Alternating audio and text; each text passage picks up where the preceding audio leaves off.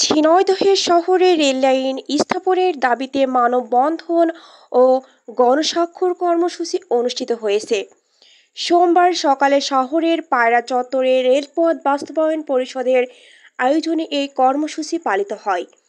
এ সময় সংগঠনের নেতৃবৃন্দ সহ বিভিন্ন শ্রেণীর পেশার মানুষ ব্যানার ও ফেস্টুন নিয়ে মানববন্ধন অংশ নেন।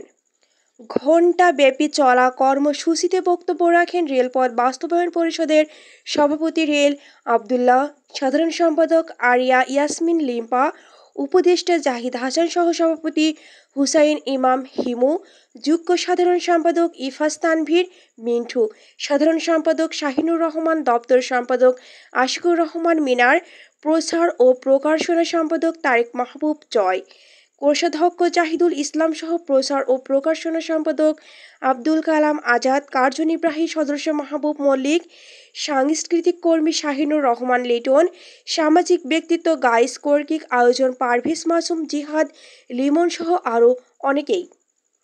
এছাড়া কর্মসূচিতে জেলার বিভিন্ন রাজনৈতিক, সামাজিক, সাংস্কৃতিক ও পেশাজীবী সংগঠনের নেতৃবৃন্দ অংশ নেন। বক্তারা বলেন, যশোর, কুষ্টিয়া ও চুয়াডাঙ্গা রেললাইন থাকলেও ঝিনাইদহ শহরে এখনও রেল সংযোগ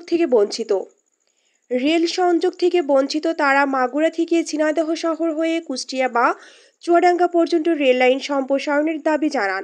বক্তারা আরও বলেন, এই রেলপথ বাস্তবায়িত হলে এই অঞ্চলের মানুষের বহুল প্রত্যাশিত যোগাযোগ ও অর্থনৈতিক উন্নয়ন নিশ্চিত হবে।